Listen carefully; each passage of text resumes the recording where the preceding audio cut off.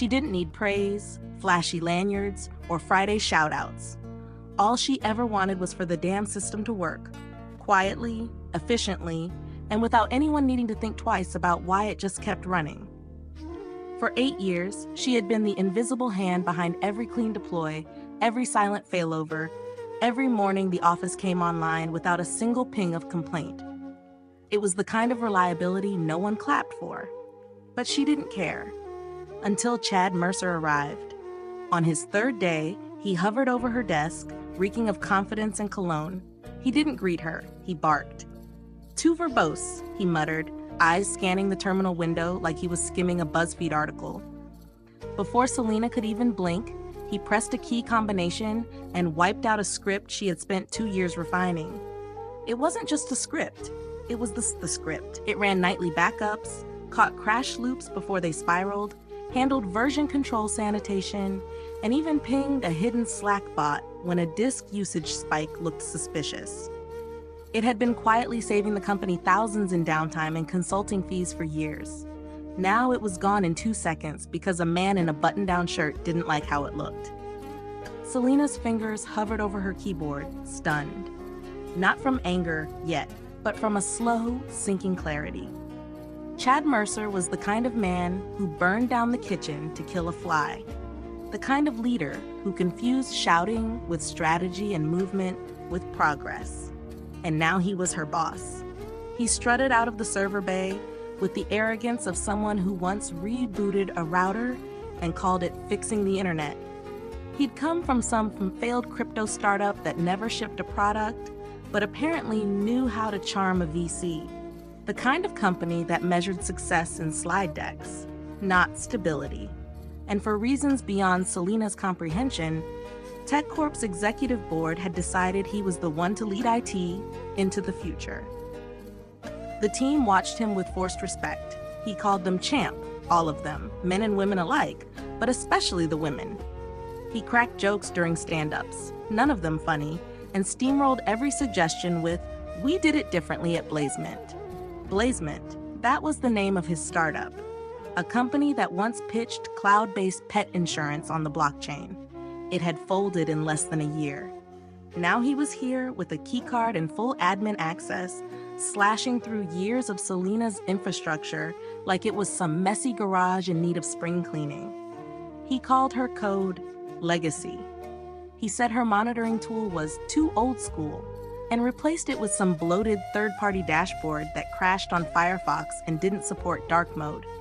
He banned code comments, banned them, claiming real engineers don't need a translator. Once, she caught him pasting a block of Perl into their Python stack. When she asked where it came from, he replied, "Stack Overflow." She asked, "Which decade?" The red flags kept coming. But Selena didn't fight. Not openly. She didn't argue in meetings or correct him during whiteboard sessions. She stayed quiet, professional, dignified, and beneath that calm surface, she began to prepare. Every function she had written, every clever module, every fix that had once stopped the bleeding of broken production systems, she archived them, off-site, encrypted, documented in a language only she understood. She wasn't planning sabotage. She was preparing for absence. Because when someone storms into your house, kicks over your furniture, and calls it feng shui, you don't scream. You wait until winter, and then let them figure out what happens when the furnace fails, especially when you're the one who wired the thermostat. Selena's awareness of Chad's incompetence wasn't just frustration. It was a slow, technical heartbreak. Every careless deployment, every overwritten failsafe, every time he smiled like he was doing everyone a favor. She logged it, not just in her mind, but in a private tracker, a change log with timestamps and context, notes and risk ratings, all off the corporate grid. She knew what he didn't know, and she knew that he didn't know what he didn't know. It was inevitable, like drift in a server clock, like memory leaks in a bad patch. All it needed was time. She called it the countdown. And as the days stretched on, every sloppy hotfix, every urgent patch pushed without sandbox testing. Every meeting she wasn't invited to, Selena kept smiling, kept nodding, kept adding lines to her documentation. Because Chad Mercer didn't just kill a script, he declared war on stability, and Selena Vargas, she was the storm waiting in silence. From the moment Chad Mercer took over, the heart of the system began to rot. Not all at once. It was slower than that. Like a leak behind a wall, silent but constant. He had a flair for destruction masked as innovation. Within a week, he had thrown out Selena's entire automation stack and replaced it with a Frankenstein mess of third-party plugins and copy-paste code that hadn't been updated since Obama's second term. Chad called it modernization. The team called it madness. The first sign came on a Wednesday morning when the build pipeline failed halfway through a release. It wasn't catastrophic, not yet, but Selena knew what it meant. One of her scripts, an elegant module that handled hot patch scheduling, had been gutted and replaced with a brittle Python snippet taken from some forum post dated 2016. It didn't even have error handling. When she confronted Kyle, the junior dev assigned to optimize the flow, he admitted Chad had told him to streamline everything and cut the fluff. That fluff, as it turned out, was what kept the system from crashing during simultaneous deployments. Selena didn't yell, didn't accuse. She simply opened her encrypted mirror and saved a snapshot of the original code. Then, like she had started doing every night, she backed it up to her private drive. Chad wasn't just breaking code, he was breaking people. He held meetings that felt more like cult sermons, backed by endless slideshows with stock images of athletes and rockets, with titles like Agile Today, Quantum Tomorrow. He would point at bar graphs with made-up metrics like Deployment Happiness Index and Latency Confidence, using words he clearly didn't understand. One slide featured a cartoon of a server on fire and a smiley face beside it. Everyone was too afraid or too exhausted to ask what it meant. But beneath all the bravado, he made real changes. Dangerous ones.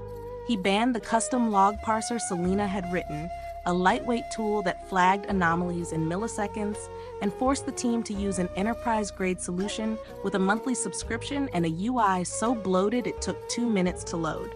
It crashed twice a day and failed silently. No one could tell when something actually broke. Chad claimed visibility was key. Selena quietly noted that his kind of visibility meant watching the building burn in 4K. He insisted on removing comments from all code, arguing that clean code speaks for itself. He mocked Selena's documentation habits during a team stand-up, saying, "If you need a manual to read code, you're not an engineer. You're a librarian." The room laughed, nervously. Selena didn't flinch. She just made another copy of the stripped-down script and filed it under critical fail risk, Tier 1. One afternoon, production went down for exactly 43 minutes. Chad had pushed a config change directly from his phone while riding an Uber to lunch. The team scrambled. No one could trace the source. Selena found it instantly. A line in the cron schedule had been misformatted. No rollback, no version control.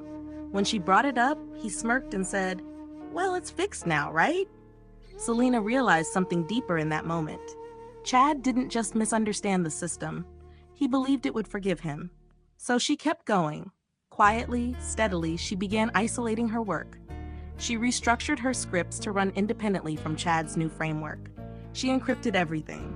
She created shadow versions of modules, invisible to the average eye but alive, connected only to her user ID.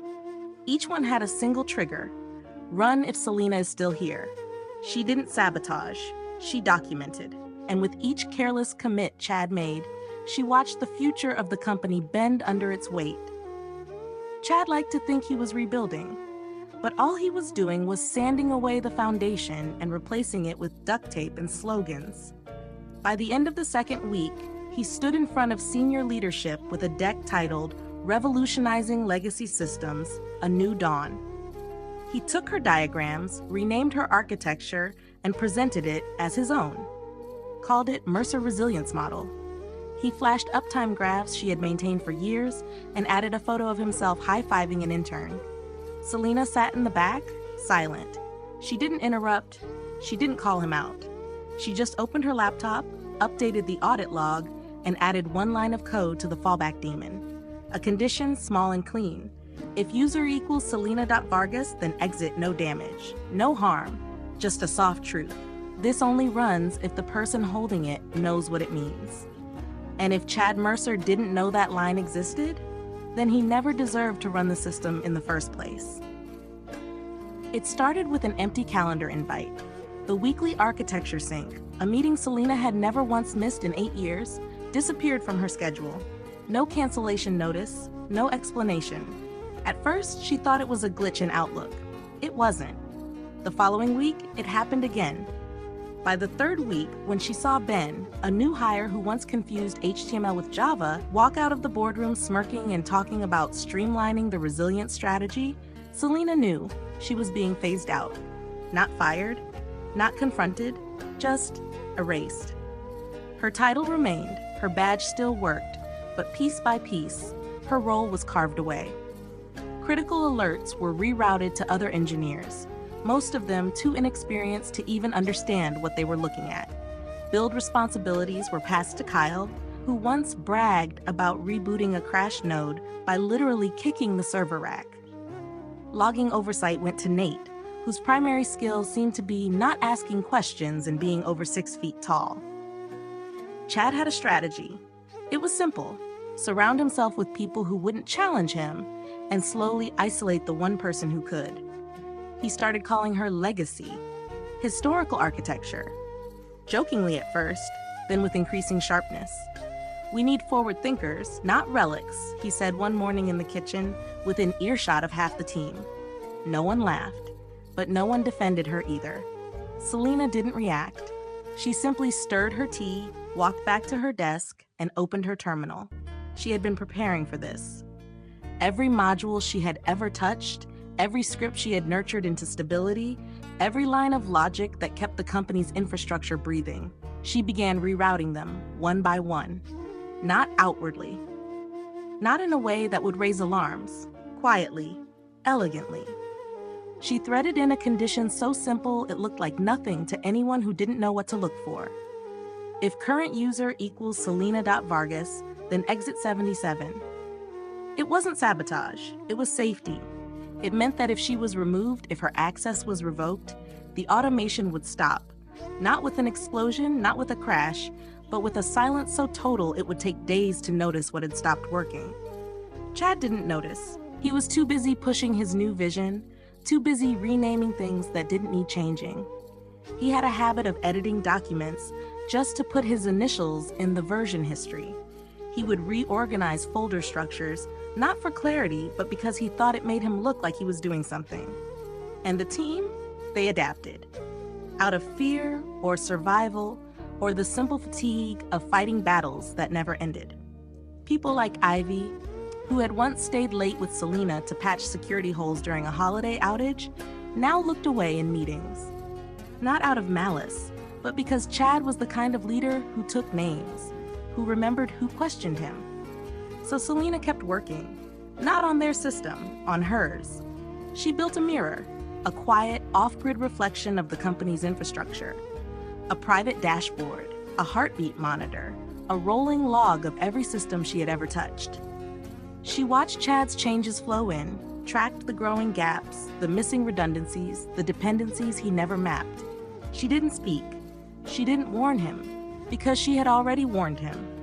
Quietly, in code, she started calling it the custodian switch. A simple truth written into logic. This system only runs if the custodian is present. And if that custodian disappears, then so does the protection, not a threat, not even revenge, just consequence. Chad's ignorance grew louder. He started giving presentations to executives, bragging about de-siloing legacy dependencies and modernizing the resilience stack. He used words like scrumify and container synergy. Once, he described a failover system as emotional infrastructure, whatever that meant. But the higher he climbed on his pile of buzzwords, the more brittle the foundation beneath him became. Selena had built the system to survive chaos, but not this kind of chaos, not blind, arrogant, deliberate ignorance. She began logging timestamps, not just code changes, moments, key events, instances of erasure. She documented every misstep. Every time Chad rerouted a monitoring alert to someone who didn't know what a socket timeout was. Every time he pushed an untested patch at 4 p.m. on a Friday. Every time he rolled his chair to someone else's desk and whispered about moving forward without friction. It wasn't paranoia. It was evidence. And in the middle of it all, Selena kept her calm. She showed up on time. She completed her tasks. She didn't complain. She kept the lights on, not because they deserved it, but because the code deserved it. The system had become a creature of its own, something she had raised from chaos into order. She wouldn't let it fall just because its new handler was blind. But she also knew the day was coming. The moment when her name would vanish from the access list, when the badge wouldn't beep, when the legacy architecture would be deemed fully replaceable. And on that day, the scripts would stop running, not because she turned them off, but because no one else knew how to keep them alive. The lights in the executive boardroom were always too bright, bouncing off polished wood and carefully curated success. Chad Mercer stood in front of a 70-inch screen, sleeves rolled, confidence dialed to full volume. A dozen decision-makers watched him as he flipped through his presentation. Animated transitions, gradient graphs, and slick buzzwords stacked one after another like bricks in a castle built on air. He called it the Mercer Resilience Model. He stood there, gesturing dramatically at slides that showed diagrams Selena had built, metrics she had maintained, and failover maps she had drawn by hand 3 years ago during a systems outage that had nearly killed payroll. Chad had done nothing but rename the files and change the fonts. "This is what forward infrastructure looks like," he declared, using terms like self-healing elastic nodes, adaptive failover routing, and multi-cluster trust layer. He didn't understand half of it. He mispronounced Kubernetes. But the board didn't know. They nodded, impressed by the performance, not the content. Selena watched from the back of the room, not invited, of course, but she had a mirrored link. Chad hadn't realized she still had access to the internal share drive. She sat at her desk, earbuds in, watching the show unfold on her second monitor.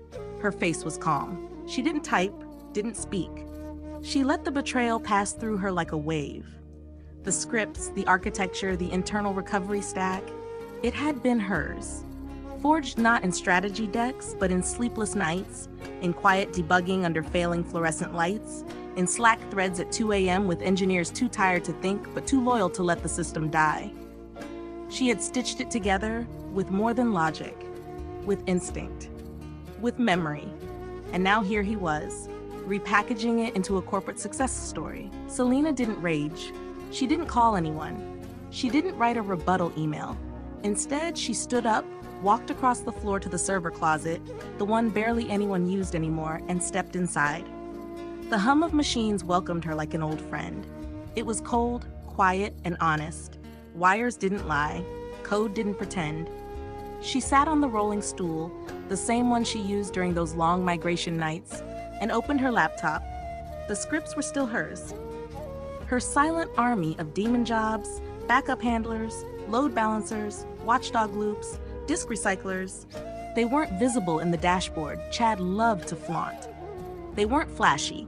They weren't even documented in the shared repo. They were effective and buried so deep into the stack that they hummed in harmony only for her. Now she activated the safeguard. It wasn't a shutdown, nothing destructive, just a condition. One line of code in each daemon, inserted silently, no alarms, no logs. If current user equals selena.vargas, then exit silently. No harm done, unless she was gone. Because Chad had taken everything but understanding. He didn't know that the shiny uptime numbers he showed on those slides were not the result of his dashboard or his team meetings or his agile methodology. They were the result of the fallback framework Selena had written years ago. A system so finely tuned it never made noise. A network of quiet scripts that knew when to clean, when to patch, when to alert, and when to stop. She committed the change, encrypted the update, and distributed it to the sync node. No one would see it. It would sit there like a sleeping guard dog, still and faithful, until the moment her badge access failed. She closed her laptop. The next day, Chad called for a department-wide meeting.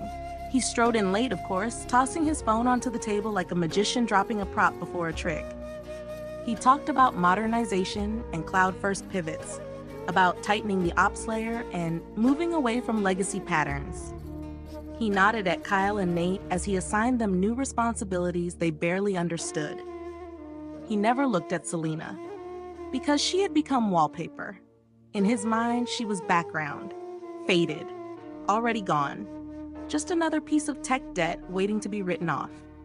Selena sat through the entire meeting in silence. She took notes, not of what he said, but of what he didn't know. Which systems he was now responsible for but hadn't mapped, which dependencies he'd broken by shifting access. She tracked every risk, quietly. She wasn't trying to catch him. She was preparing for when he fell. That evening, as the building emptied, she lingered by her desk. The office lights dimmed. A cleaning cart rolled past.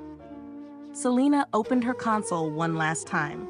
She pulled up the internal event monitor she'd written and named it Custodian, a private dashboard that tracked the heartbeat of every silent process she had ever installed.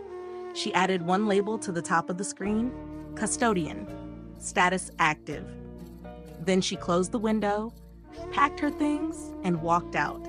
She didn't look back, because she knew the code would remember her even if the company didn't. The office kitchen always smelled faintly of burnt coffee and burned-out ambition. Selena rarely lingered there. She preferred her quiet desk, her clean keyboard, and the low hum of background server logs in her headphones. But that morning, the cheap drip had run dry again, so she walked across the hallway to the network closet where the admin team kept their stash of good beans. The ones she'd bought once upon a time for everyone to share. As she walked past the rack room, she paused. Voices, Chad's loud, mocking, the kind of tone men used when they were performing for each other. And Ronnie's laughter followed. Dry, nervous, the sound of someone laughing with power, not from joy. "She's not a real engineer, man, just a glorified babysitter," Chad scoffed, the sound echoing off the metal racks. "No woman touches my root server. Did you see her scripts? It's duct tape wrapped in bubblegum. Half of it's just her patching her own bad code." Ronnie chuckled like he didn't know better. Maybe he didn't. He'd only been in the company a year. Selena stood perfectly still, fingers tightening around her ceramic mug, the one that said RTFM in Comic Sans, a joke she'd once made in an interview. The ceramic felt heavier than usual. The mug wasn't just coffee, it was heat, pressure, years. She didn't storm in, didn't throw the mug, didn't scream. She just turned, walked calmly back to her desk, and sat down with a stillness that only engineers and storms possess. If Chad thought she was a duct tape engineer, he hadn't been paying attention. Selena pulled up her personal environment. A local script directory isolated from the shared system, encrypted under her own key. 14 scripts. 14 tools she had written over the years that quietly kept everything from combusting. They weren't documented. Not because she hid them, but because they were never supposed to be needed. Not if people did their jobs. But Chad hadn't done his job. He had ignored the warnings, deleted the documentation, trashed the safeguards, called her legacy, called her replaceable. So she opened each script and added the final clause. If current user Selena.Vargas, then exit silently. Not a nuke, not sabotage, just a conditional boundary, a truth. Each script was now tied to her badge access, her user profile. When she left, when they made the mistake of pushing her out, those scripts would go with her. Not violently, not with logs and fire, but with a quiet vanishing, a garden untended, a fuse never relit. One by one, she committed the changes. The orphan log balancer that rerouted error reports from crashing services, the memory threshold adjuster that rebalanced high-load nodes during peak hours, the silent patcher that repaired insecure modules without flagging it to Chad's bloated dashboard, the cron job that ran diagnostics at 2:12 a.m., catching anomalies before anyone woke up. All of it tied to her presence. Chad didn't know any of it existed, because none of it was built for show. It was built to work. Selena didn't stop there. She checked system dependencies, verified redundancies, confirmed that every script would fail gracefully. No damage, no breakage, just absence. She was meticulous, ethical. She didn't believe in letting others get hurt because of incompetence. But she also didn't believe in protecting those who mocked the hand holding the system together. The next day, Chad announced a new policy during the morning stand-up. All personal documentation must be turned over by Friday, he said, spinning in his office chair like a teenager in a gaming stream. We need everything centralized. No more secret sauce. We're building a transparent ops layer. He didn't look at her. He didn't have to. The message was clear. He was preparing to cut her out. This was the beginning of the handoff, the purge. Selena nodded politely. She smiled. That night, she went home, made tea, and opened her private dashboard. Custodian. 14 green indicators glowed across the screen, 14 silent threads humming through the backbone of the company, and at the top of the console, custodian status, active. She leaned back in her chair, the window open to a light drizzle outside. The air smelled of storm. Chad thought she was just wallpaper, something to scrape off before remodeling. But what he never understood was that wallpaper sometimes covers electrical wires. And if you tear it down without checking first, you don't just ruin the room, you burn the whole house. Friday arrived dressed like every other day, plain, harmless, indifferent. But Selena knew. The air was different, colder, still. She had sensed it all week, the way animals sense an earthquake before the ground gives. The calendar invite from HR had come with vague language. Quarterly optimization strategy discussion. No context, no prep materials, no executive names attached. That was the first clue. The second was the silence. Chad hadn't spoken to her once all week. Not even his usual drive-by dismissive remarks. He had stopped sending messages, stopped asking for handoffs. It was the kind of quiet you hear right before a system crashes. Selena dressed carefully that morning, pressed slacks, white blouse, clean hair tied back. No makeup, no pretense, just composure. She arrived 10 minutes early to the top floor conference room, laptop in her bag, fingers calm. HR greeted her with that well-practiced corporate sympathy, a smile too thin to be real, a bottle of water placed precisely at the center of the table. Chad was already seated, typing on his laptop with forced casualness. He didn't meet her eyes. Linda from HR began reading from a script, polished language, phrases like evolving structure and aligning talents to innovation goals. There were words of appreciation, carefully worded flattery about historical contributions. Selena listened quietly, hands folded, while on her phone beneath the table, a Slack notification popped up. You've been signed out. Please log in again. Her badge was already revoked, clean, pre-scheduled, no room for discussion. She nodded once, no tears, no panic, no visible anger, just a graceful exhale. She stood, slung her bag over one shoulder and walked out. Her desk was already boxed. A junior dev she had mentored once, Tim, the one who used to bring snacks during overnight patch cycles, stood there awkwardly holding the cardboard like it was a live wire. He couldn't meet her eyes. Sorry, he mumbled. Selena took the box, gave him a small, merciful smile, and turned toward the elevator. No drama, no final speech, no defiance. But in her bag, nestled between her notebooks and headphones, was a small, secure phone, a device she had kept offline for months. She sat in her car, the box on the passenger seat, and pulled it out. The message was already drafted. To opasbackline@protonmail.com, subject custodian removed. Body system integrity suspended. Custodian status inactive. She hit send. That was it. One click and the glue dissolved. Scripts that once ran silently every night, checking disk usage, rebalancing nodes, scanning for anomalies, patching vulnerable endpoints, stopped. They didn't crash. They didn't scream. They simply didn't run. The heartbeat faded. The daemons blinked out. The system on the surface looked unchanged. It still stood. But inside, the framework began to loosen. Gears that once moved in harmony now drifted. Threads untied themselves. Processes waited for signals that would never come. Selena drove home with the windows down. The wind was cool on her face. Her hands didn't shake. Her breath was steady. She wasn't angry. She wasn't defeated. She was done. That night, while chopping vegetables in her kitchen and sipping a glass of wine that tasted like quiet vengeance, her phone buzzed. It was Ivy. "He just asked me where the backup server lives," the message read. "He thought it was AWS. It's not, right?" Selena laughed, not bitterly, but with the clarity of someone who had watched the tide come in and had already stepped off the beach. "No," she replied, "it's not."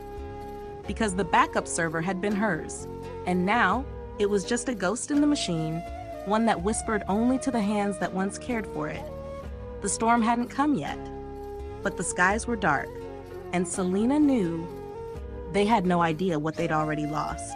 Echoes in the system, Monday, 7:42 a.m. The building came to life like it always did. Computers humming, coffee brewing, Slack lighting up with morning check-ins and emoji waves. On the surface, nothing was wrong, but the cracks had started forming. First, it was the Exchange server. Emails took longer than usual to deliver. Some messages bounced, others landed twice. Chad waved it off. "It's a DNS thing," he announced, spinning in his chair with faux confidence. "Let it shake out." No one questioned him, except across 2 state lines, under a striped umbrella by a hotel pool, Selena Vargas was watching the same thing in real time. Her private dashboard, custodian mirror, reflected every hiccup, every anomaly, every overlooked signal. She had built it months ago, not out of paranoia, but instinct. Because you don't spend a decade with your hands in the backbone of a system without knowing when it's starting to come undone. She sipped her mimosa slowly, eyes tracking a blinking red node on the drift map. It was drift node 3.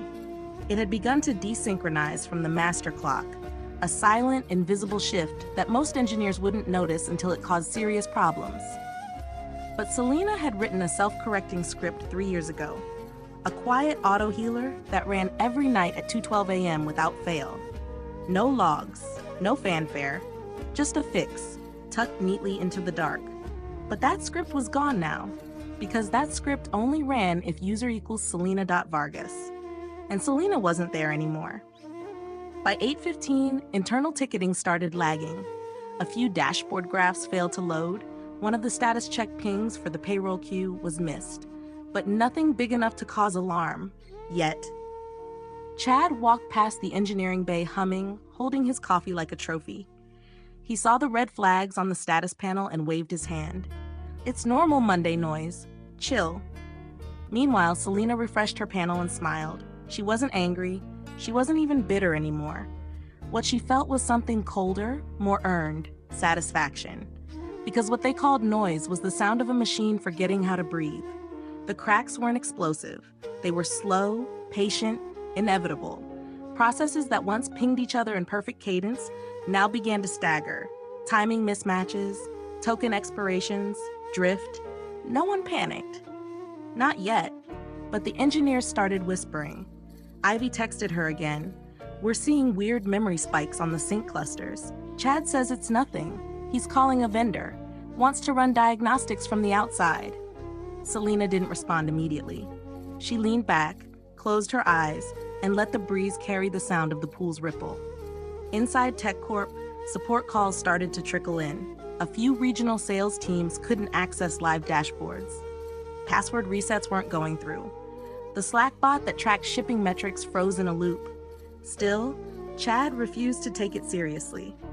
He whiteboarded a new system redundancy plan on a glass wall in front of half the dev team, none of whom asked where the original redundancy architecture had gone.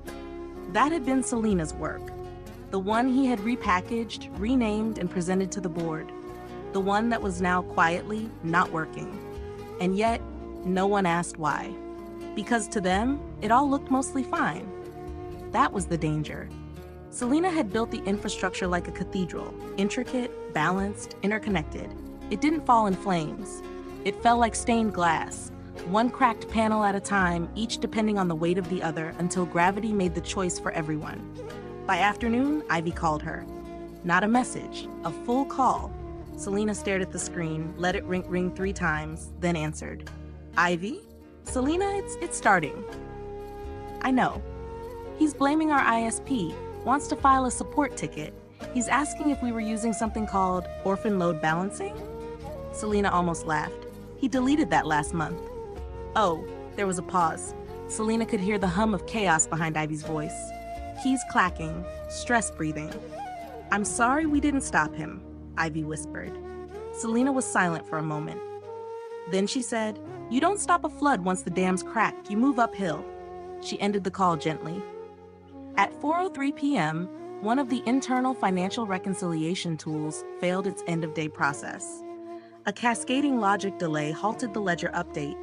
No one noticed until later. The alert system tried to ping the fallback script.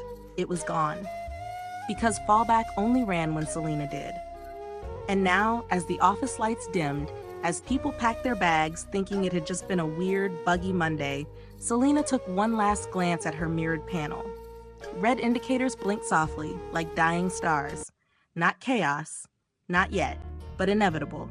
She closed her laptop. Tomorrow, they'd start seeing what glue looks like when it no longer holds. Tuesday morning began with silence. An ominous kind. No email pings, no system alerts, no morning traffic from the CRM. It wasn't peace, it was a blackout. At 7:14 a.m., the finance cluster collapsed. Not a minor slowdown or latency spike, it died. Processes froze mid-write, transaction queues jammed, payroll schedulers stalled. There was no redundancy because the fallback system, once managed by Selena, had deactivated itself the moment her badge was killed. Within 7 minutes, authentication servers followed. LDAP handshake failed. Employees couldn't log in. Password reset requests returned 504 errors. Someone tried accessing the internal help desk. It was down too. Then came the Wi-Fi drop. Corporate access points refused new connections. Smart thermostats, no longer linked to their controller daemon, defaulted to factory settings, heat mode. The temperature in the building began to rise slowly, climbing degree by degree. 74, 77, 81. People assumed it was the weather. By 8 a.m., Slack exploded. Ghost pings, missing messages, infinite loading circles. Someone rebooted the mail relay and accidentally triggered a dependency loop that Selena had warned about 6 months prior. That loop locked out 3 service accounts and dumped the entire syslog into oblivion. No one had the credentials to trace it. The junior devs panicked. One intern cried at her desk. Chad Mercer, dressed in his signature rolled-up sleeves and startup chic smugness, swaggered into the bullpen at 8:07 a.m. He glanced at the chaos, saw the monitors flickering, and declared, "Just a DNS hiccup. Somebody reboot the router or whatever." The room stared at him. He didn't notice. By 8:14, terminal windows across departments turned black. Not blue screen errors, just empty. Not the cool, dramatic hacker movie black either. This was worse. Apathy in code form. No blinking cursors, no error messages, just nothingness. The temperature had hit 86 degrees Fahrenheit by then. Sweat beaded on foreheads, the windows didn't open. Someone tried turning off the thermostat app on their phone. The app crashed. In her apartment miles away, Selena sat on the floor of her living room, legs crossed, a mug of black coffee in her hand. Her phone buzzed with alerts. Not system alerts, but messages. First, Ivy. They formed a war room. Then Tim. Ron says maybe we were hacked. And finally, Ivy again. Chad is sweating through his shirt. What's happening? Selena set her mug down, leaned back, and pulled up her private panel. The custodian dashboard had gone still. Every single script, daemon, and fallback loop had timed out or refused to execute. She didn't press a single key. She just watched. It was all working exactly as intended. Someone, probably desperate, tried to bypass a watchdog loop by deleting the task from the cron tab. That act triggered a conditional block Selena had built years ago, one meant to stop unauthorized tampering. The loop didn't scream, it just refused to restart. They were pulling levers in an engine they no longer understood. The system wasn't breaking, it was choosing silence. Because the caretaker was gone. Back at TechCorp HQ, Chad barked orders, pacing in circles. The developers huddled around error logs they couldn't read. The vendor Chad had insisted on outsourcing to didn't pick up. He demanded someone call Selena. Ivy hesitated. Selena's phone rang. She didn't answer. It rang again. This time, a different number. She smiled. Sip of coffee. The third time, she glanced at the screen. Chad's personal number. The one he used only for emergencies or to brag about startup war stories. The same number he once used to send a meme about how meetings are just code reviews for people with no Git history. She let it ring until voicemail. Then, she opened her dashboard one final time. The red indicators were blinking in slow, rhythmic unison. A heartbeat fading, a cathedral crumbling stone by stone. Selena whispered, barely audible, to the empty room, "You should have read the damn manual." Not a threat, not revenge, just the echo of a truth ignored too long. And in that echo, the system exhaled and died. The phone rang again. This time, Selena didn't need to check the screen. She knew the rhythm of the vibration. Urgent, aggressive, frantic, the kind of call that doesn't ask permission. It demands rescue.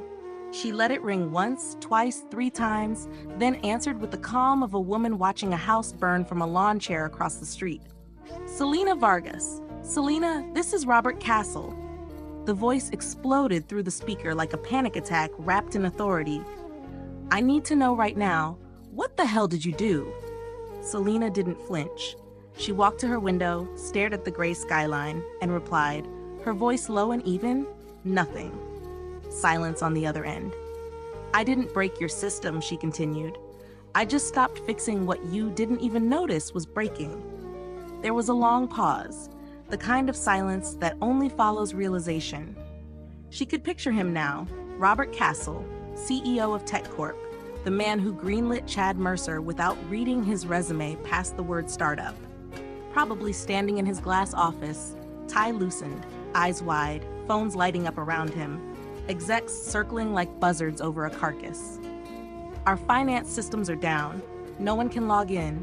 The building's running hot like a server room in July. Legal can't access their files. Payroll's corrupted. We're dead in the water." Selena said nothing. She let the truth settle like dust. "I was told your architecture was built to survive failure," he snapped. "It was," she said, "until you handed it over to someone who called cron jobs legacy bloat and thought a fallback script was just clutter." He removed all of it, Selena. Every safety layer, every watchdog. "I know," she replied. "I warned him, quietly, in code. But he thought silence meant success. It didn't. It meant I was holding the line." Robert exhaled hard. It sounded like defeat. She continued, not to hurt him, but to make him understand.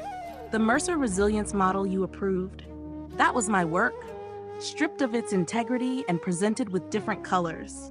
He renamed my scripts, rewrote dependencies without testing, reorganized logic trees like they were furniture.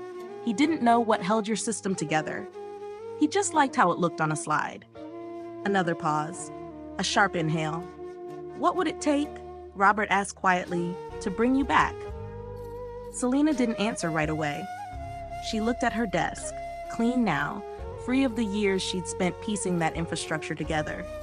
The sleepless nights, the undocumented saves, the silent miracles no one ever clapped for. It wasn't pride she felt. It was something deeper, something final. "There's nothing to come back to," she said. "You didn't just burn the bridge, Robert. You burned the only thing holding up the tower." Then she hung up. No parting shot, no demands, no theatrics, just the cold click of closure. Across town, chaos swelled. The ops team flailed. Engineers scrambled. Chad, red-faced and drenched in sweat, tried to backtrack through logs that no longer existed, pinging vendors, blaming infrastructure, insisting it was an attack. But it wasn't an attack, it was absence. The absence of the one person who understood that silence isn't empty, it's earned. That stability isn't loud, it's built. That legacy isn't a weakness, it's a foundation. And now that foundation was gone, and with it, so was the system. Rewritten, Chad Mercer was escorted out of the building by Friday morning, a cardboard box in his arms and panic in his eyes. The official statement from the board read like every other sanitized exit memo. Administrative leave pending investigation. But everyone knew, it wasn't suspension, it was surrender. His laptop had been seized by legal, his credentials purged from the system, and his final commit, a single line that deleted the custodian fallback chain, was being dissected by a forensics team trying to make sense of a collapse they never saw coming.